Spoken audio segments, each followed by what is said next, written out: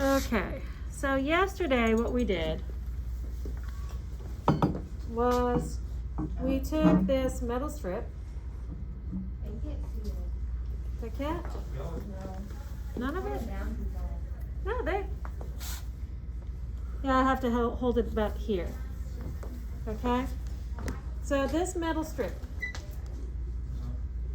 What was that metal strip? Iron. Only iron. Okay? This is literally just one of the elements on the periodic table. There might have been a little bit of a coating, and so I tried to scrape a little bit of the coating off just in case they try to protect it a little bit. Okay? But we have this iron. Now, what I did was I made a solution here of this thing called copper sulfate or copper sulfate. Okay? The copper sulfate, can't see it? Okay, thank you. I appreciate it. I got to keep everything right here. Okay? And so the crystals here are like a really deep blue. We good? Okay. So remember that color? That when we tried to dissolve this into the liquid, we had this really deep blue, like this. Okay? And that color is because of the copper. So right now, copper ions and sulfate ions, okay, they actually form when I put it with water. The water helps those ions break apart. It breaks up that bond. Okay, because the copper and the sulfate were bonded together. They had this exchange of valence electrons that said, oh, we're a complete unit. But then water was kind of a bit of a homewrecker. Okay? Said, no. Copper, you go over there. Sulfate, you go over there. But something new came in. Okay? The copper actually forms on the rod, on that little metal strip. Okay, so the copper seems to be produced out of nowhere, but really it came from these crystals that were dissolved. And that copper becomes a solid now on this particular strip. And what happens is it changes places. The iron got kicked out. Iron got kicked out from the strip, and it actually is now in the solution with the sulfate and the water. So I have iron sulfate now instead of copper sulfate. And if I pick this up really carefully, it's not rust. Now I know the water's yellow because of the iron in the water, but this is plated in solid copper. This is just like the copper used for a penny. You see why I say it's kind of like a magic trick? That's not really magic. This is just bonding. This was breaking up an ionic bond and creating some new ions, and we get this solid. So that whole strip that was underwater is now copper. Or There's probably a little bit of iron inside of it, like in the center. There might be still some iron, but a lot of the iron became part of the liquid, and the copper ions that were in the liquid now become this solid. Magic. But all this is an ionic bond where we broke it up and we formed new ones. Okay? So I just love doing this every year. Like we could, if we wanted to figure out how much is not in solution anymore, we could like scrape it off and dry it up and measure how much copper was present, but we would have to do the measurements ahead of time to know how much we put in and so on. And I just do this rather than quantitatively. I like to look at it qualitatively because it still shows us, gives us a mental picture of what this looks like. So you're doing corrosion. No, this is not corrosion. Oh. Corrosion is something where, especially things that contain elements like iron, where they're reacting to the air and they're oxidizing, they are, changing the number of electrons based upon how it's reacting to the oxygen in the air. And in this case, the reaction that was happening wasn't in the air, the reaction was happening in the water. Okay? Although I guess there could be a small amount that is happening from the water too. But that's still really, really cool. Is it worth a lot of money? No. No, it's not. Not even pennies are. I think we just broke off. On the, on it, it said something there. Okay, well that's a different phenomena entirely. Texas is pointing out, and as I put this in, the copper's trying to break off. Look at this. I don't know if you can see from your angle. Oh, there we go. It starts breaking off. So if we break it all off, you can see that there still is iron on here. And by breaking that copper off, we expose more of that more copper can form on the surface. Now, if you actually take a look at this, right up close. Are we close enough? I don't know if it's enough to see on camera. What we have in the middle is you can see from the middle to the outside. Can you see a difference in thickness? Can you see this difference in thickness? Like I broke the copper that was on it off, and this is thinner than this. So where it was in the water, the iron dissolved and became part of the liquid, and the part that wasn't touching the water is thicker because that exchange didn't happen. This is the untouched stuff that wasn't participating in the reaction or wasn't participating in this change in bonding, but this is much thinner. The iron and the copper switch places. They kind of switch seats.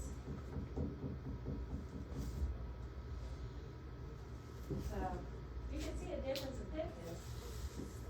And this seems about like twice as thick as this does. And it's not magic, it's just science.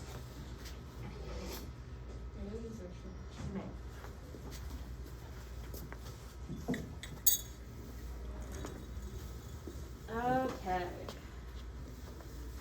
Let me see. Let me get this in place. See, this whole apparatus just to get things to the right area, the right angle, and we're back to positioning as normal. So we've looked at how these ions form, and we've looked at chemical formulas. Who can explain what a chemical formula is? I'll give you an example. H2O is a chemical formula. A chemical formula is when two or more atoms join together. So two or more atoms join together. So I could have a formula like Cl2.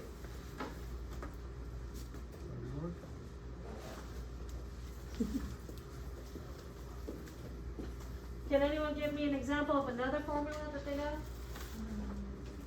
What's another formula that you know? What do we breathe out? We breathe in oxygen, we breathe out carbon dioxide. Carbon dioxide is CO2.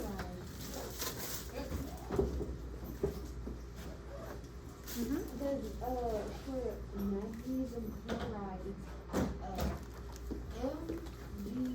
MgCl2. No, you're very close. MgCl2.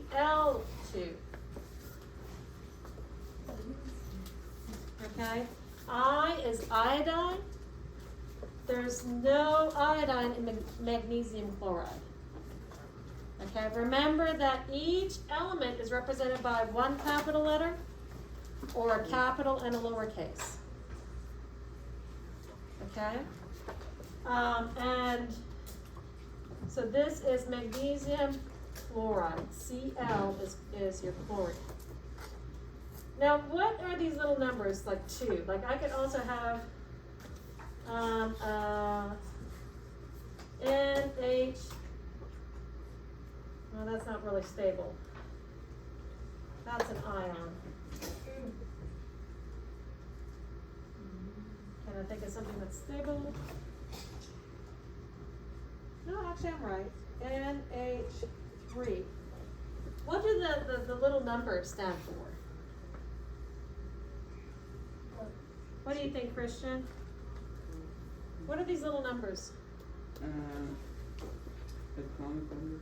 No, they're not atomic numbers. Jack? Atoms? Be more specific. You're correct. But can we be a little bit more specific? What about the atoms?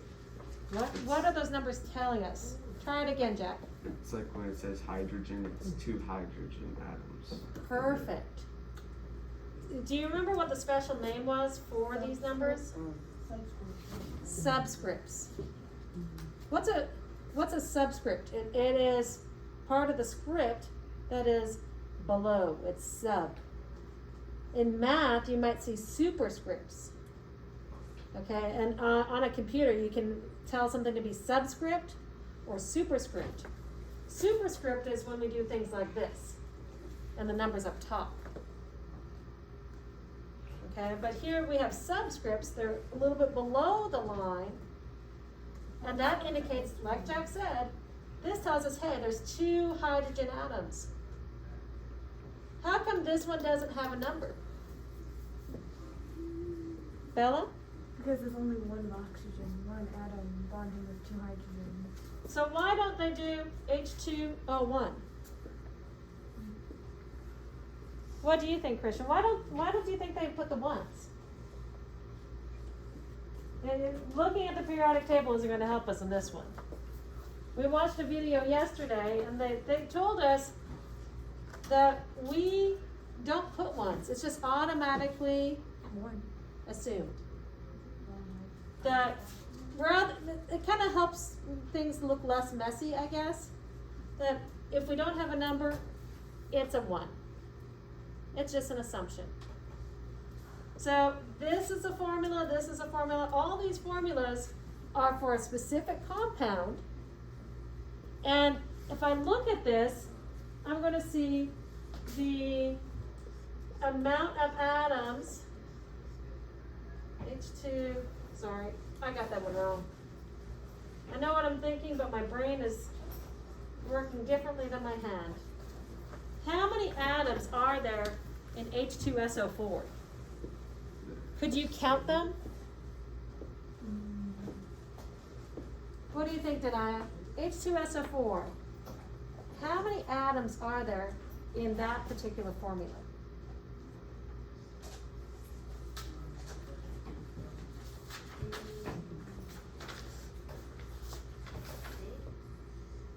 How do you get 6?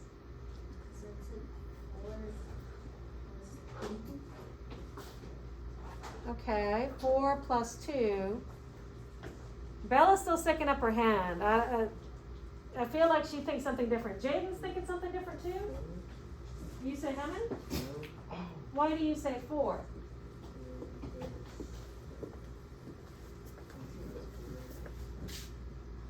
So we had a guess of 6. We've had a guess of 4.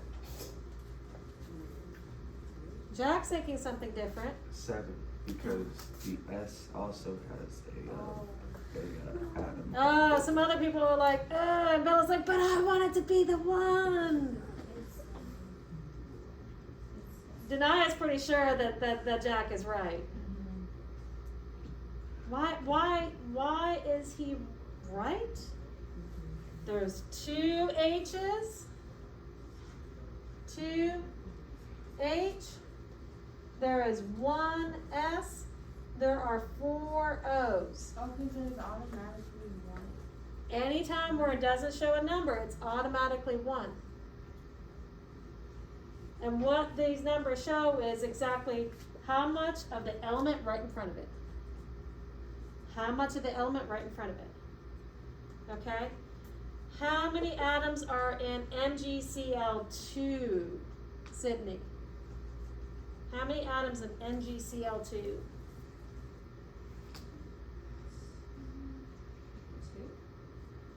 Okay, she says 2. How did you get that? Looks like there's 2 parts to the chemical formula. Okay, so she says MgCl, there's 2. Anyone else agree or have a different answer? What do you think, Harmony? I think it's 4. You think it's 4? Well, how do you get 4?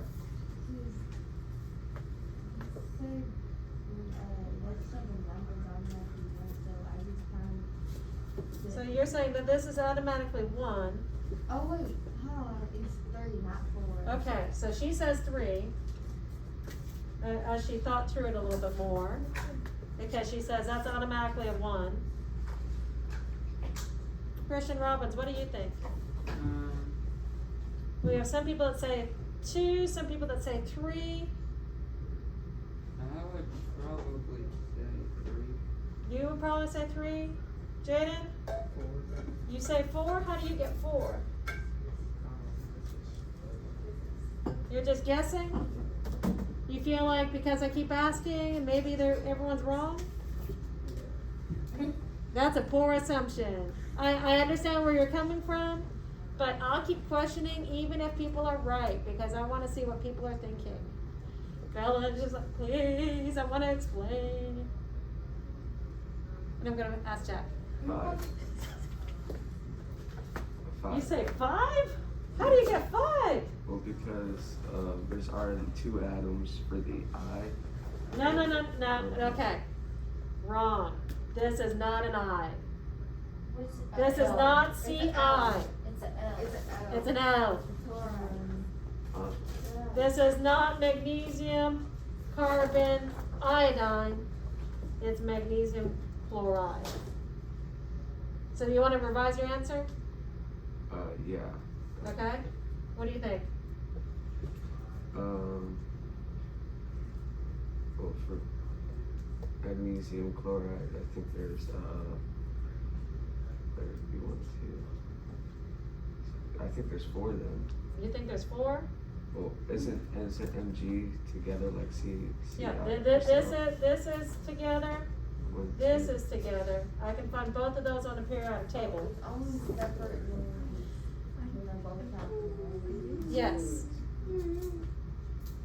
What do you say, Bella? So if you have trouble seeing which ones are like 2 or 1, there are no lonely lower capitalized numbers if you look on your periodic table.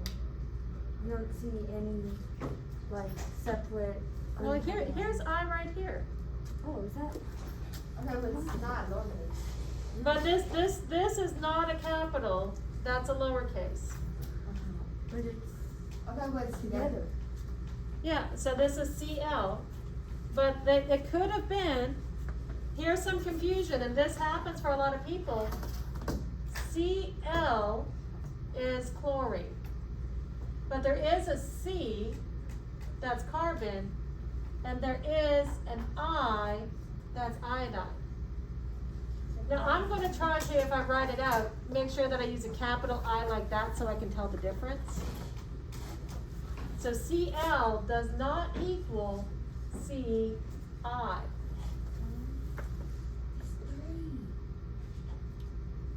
Someone's insisted it's 3. Why? 1 magnesium, 2 chlorine. 1 magnesium, 2 chlorine. Okay? How about NH3? David, how many atoms are in NH3?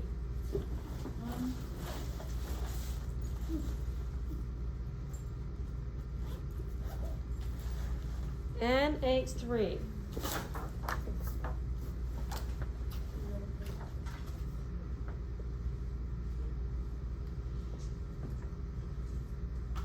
Well, how many N's are there? And In- there's one in. Okay, so one N. So N, there's one. How many H's are there in NH3? Three. So how many atoms are there? Four. It's really that simple. Okay? It's hard coming up with examples, off the top of your head. You know that? Like you know things, but you go blank. So let's find another example here.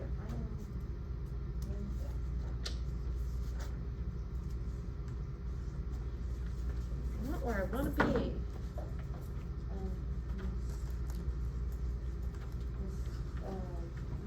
Mm-hmm. I have an example. Okay, give me an example. A.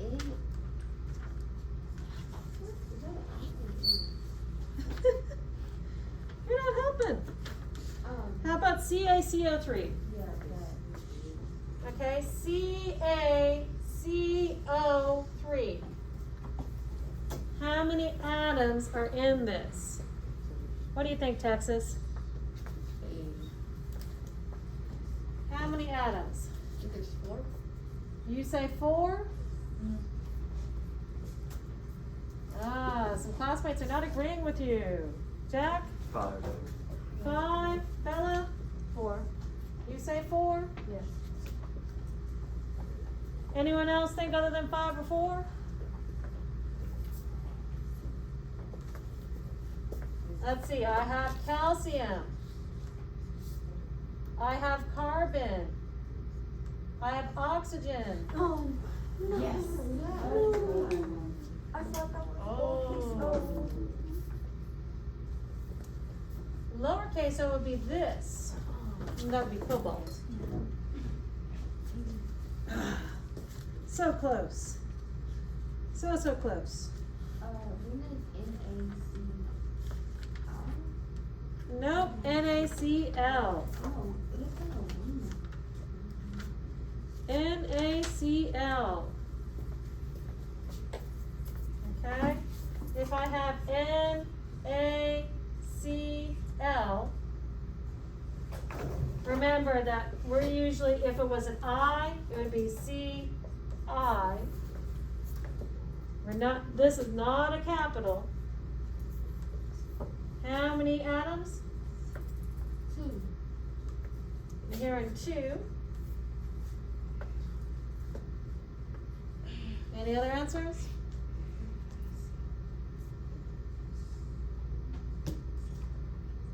NaCl. It's a lowercase l. Then 2. I don't know why it's so difficult to tell the difference between the capital I and the lowercase l. And I know in some fonts they can look similar. But as much as we can, they're probably going to show it, like you're going to see the difference between your lowercase l and your capital. NaCl is a very common substance. It's your table salt. It's the salt that you put on your food. Calcium. Sodium. Sodium chloride. 4. Okay? So are we understanding these chemical formulas better? Each of these, H2SO4, H2O, Cl2, CO2, NgCl2, NH3, CaCO3, NaCl. Those are formulas, chemical formulas for substances. Okay, they bonded. The atom said, hey, I have valence electrons, or I need valence electrons, and they bonded together to form that complete unit. Okay, so this is like table salt, calcium carbonate. Calcium carbonate is kind of like limestone. Okay, kind of chalky. Carbon dioxide, chlorine, water. Yeah, exactly. Okay, so hopefully that's beginning to make sense. Now, what happens in ionic bond? Do we remember?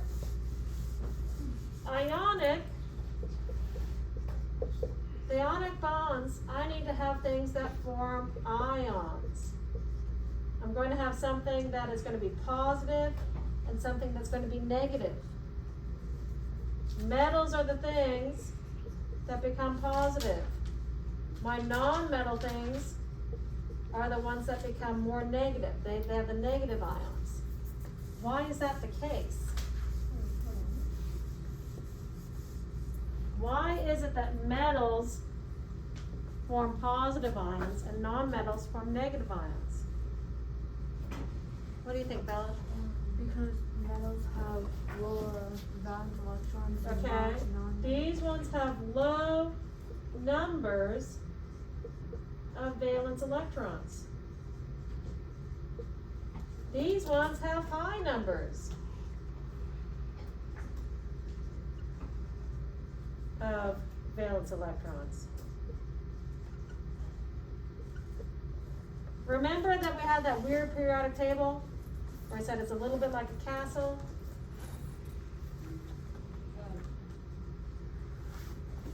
Kind of like this. To me, it looks castle-like. Okay? And we knew that there were some special cases up in the corners, right? Hydrogen and helium. Now, the stuff that was over here is all of my metals. And we know that here, group 1, group 2, they only have 1 or 2 valence electrons. So it's easy to give up if all you have is those few things. Okay? These guys, the non-metals over on the right, they're just big bullies. Even though they have a lot, they're like, just hand it over. Hand over those valence electrons. And so I call this ionic bond, this is my bully situation. Because there's no sharing. Literally, the metals are handing over a valence electron or 2 valence electrons. They just literally, it doesn't belong to them anymore. We've given up our lunch money. Okay? And how that looks is we could have something like sodium chloride, Na. It has 1 valence electron.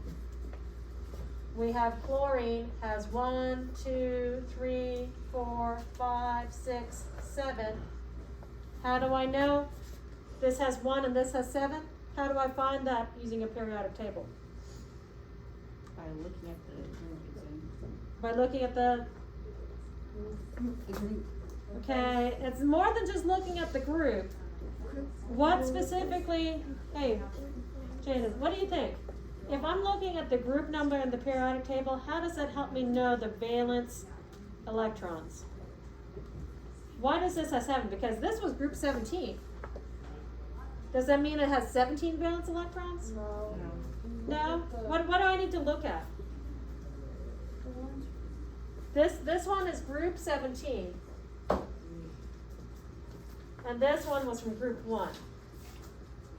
What do I need to look at in order to figure out how many valence electrons? Christian has an answer. The ones place. Always look at the ones place. That doesn't mean where there's a 1. We're looking at like place value. Ones place, tens place, hundreds place. Look at the ones place. Tells me how many valence. Okay? Most atoms, almost everyone needs how many valence electrons? 8. 8. So this one gets transferred over to here. This one now has no valence electrons. It's like, oh, okay, I'm good. This one now has 8. He's happy. Wait, so we need 8 electrons to be saved. Yeah, or you don't need any extra on the outside. You just need a full. They're trying to fill their outermost shell. That's what they're always trying to do, is fill the outermost shell. But hydrogen and helium are different. Why? Because Their outermost shell is just that first one, and that first one fills with 2. Okay? Making sense? Hopefully. So we're going to look at a couple things. You want to be completing this build an ionic compound interactivity, looking at the lesson 3.2 quiz. Okay, here's where I admit to you guys that for the stuff on these quizzes through the bonding, I'm not taking them for a grade as a quiz grade. I am making sure that you guys look at those questions and can answer those questions. That's what I'm looking for, okay? I want you to go back and look and study those quizzes, because that's the type of thing that you're gonna see for test questions. But I'm not gonna be taking it for a quiz grade, so don't stress. So I've got some emails where people are stressing, 3 questions and I got it wrong, and I used the wrong. Study that, so that you know the types of questions. Are we gonna have any pop quizzes? Possibly. Honestly, Mrs. Leeson is a really random individual. Okay, it can kind of depend on the day. And as long as you're doing your work, you're probably less likely to get pop quizzes. If I see people failing to do their work, failing to do their Cornell notes, failing to do their reading, the possibility of pop quizzes rises. Because it says, oh, you're unprepared? Huh, guess what? Maybe you should try preparing some more, right? Because you do the reading and you're like, and it's hard to slog through the reading and it's hard to take the notes. But it's an easy thing to do at home, and then we can come and discuss and do these things here, and you're like, oh, it makes sense now. But if you don't do the reading, you don't do the notes, you're like, oh, I'll try to follow along with the rest of the class, but I still don't really know what we're talking about. Okay? What we talk about in class should bring everything together. And if it doesn't, if you don't know what we're talking about, perhaps you need to reread and make sure that you learn about what these things are. Harmony? So the non-metals are the bullies? The non-metals are the bullies. And this is the way I organize it in my brain. The non-metals are bullies. They're the bigger ones with all the valence electrons.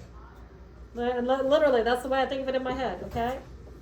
And then the metals, even though we think of metals as being tough, they're the ones that are malleable and ductile. They're really softies at heart. And so they just hand things over. So metals are not the bullies. They're the ones that are being taken advantage of by the bullies. So the metals are the nerds and the non-metals. Yeah, pretty much. Now, tomorrow we'll start taking a look at our BFFs. Any guesses, knowing what notes you're taking, what the BFFs are? Metalloids? No, we don't. Metalloids can be like whatever. It depends on the situation, how they act. Yeah, like so that they got time. Yeah, I guess. They could feel a bit that way. Wait, But our BFFs are where we have sharing. Oh, And sharing, equally, unequally, that can happen. Our BFFs are they the same atoms? Like they're going to be the same kind of atom. Well, not necessarily the same atom, but literally the same type. We talk about metals and non-metals are ionic. If I have 2 metals, it's going to be a particular kind. 2 non-metals, it's a particular kind. Our BFFs are when we have the 2 bullies, okay, they combine to be the BFFs. Anytime where 2 non-metals are bonding together, we have covalent bonds. And the metals are hippies. Remember, they're the softies. They conduct all that electricity and heat very freely because they share their electrons everywhere. Okay? And that's why I have those mental pictures in mind. Not necessarily scientifically correct, but it helps me remember the properties for each of these and who's involved. Strange but true. so non-metals are bullies and Well, non-metals, it's, you know, as far as who's the bully situation, who's the BFF, and who's the hippie situation, it's not specifically, you know, who they are, but what type of bond is being created, okay? So non-metal says non-metal. So, if I were to arrange this in a chart, okay, ionic, covalent, and then one that they don't talk about a lot in your textbook is metallic. Okay, this is your type of bond. Okay, and I say that this is a bully situation. This is our BFFs, and these are our hippies. Okay, this is what I would say is an analogy. Now, what's happening here? Elements involved.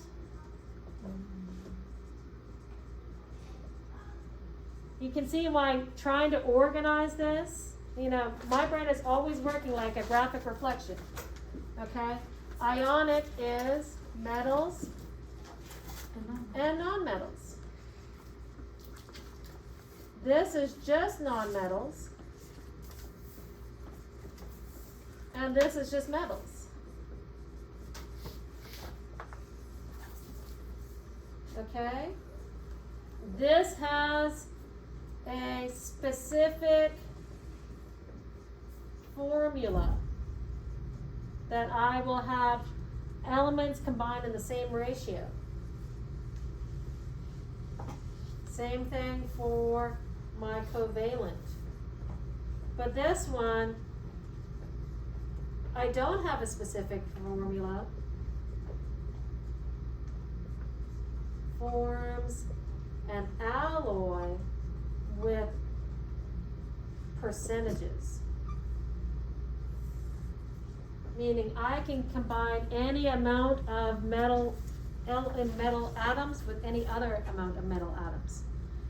Here it has to be specific and specific because we know that we have to balance out these valence electrons so that we have those shells complete. It doesn't work that way with metallic. The reason why is metallic, these metals give up their electrons so easily that what we have is a bunch of positive ions and a bunch of negatives. Like these positive ions float around in a sea of these electrons. The electrons are exchanged so freely, it's like they're everywhere. And because of that, we don't have these specific formulas where we say, oh, well, hey, gold and silver, they combine just like you can combine any amount. And so the alloys are based on, oh, well, that's 40% this, 60% that. So it's a little bit different. Hippies share too freely. BFFs share. Bullies hand it over. You got a question? Yeah, so isn't this for next term? Because technically we don't have a grade on this Sort of, yeah. Is that important? Like, did we stop listening because, hey, this grade may not show up directly this term? No. So when there's a metallic bond, it's like random. Yeah, kind of. It's just the fact that they're not concerned about the valence electrons and getting the right number because that valence electron is being passed around to whoever needs it. They're very, very flexible. They're malleable, they're ductile. Does this help us understand the different types? Yeah. You should be able to, by looking at all those things that we learn about, our metals and non-metals and how they combine together for the ionic and covalent bonds. And what I'm telling you about metallic bonds, you should be able to create your own chart similar to this. Okay? I think we just have about 5 minutes left. Yes, 5 minutes. I would look at either working on this build an ionic compound or do that quick quiz for 3.2 so you can get that out of the way. I know it's not due for a bit, but it can easily be forgotten. So take these next 5 minutes, work on this one or this one, because tomorrow what you'll see in your Google Classroom are these right here. I don't know why people are packing up.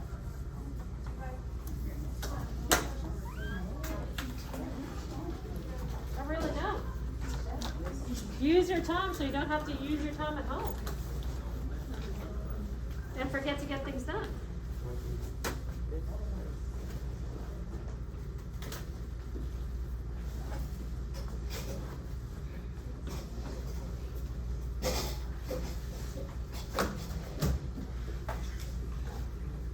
Then I'll see many of you after school.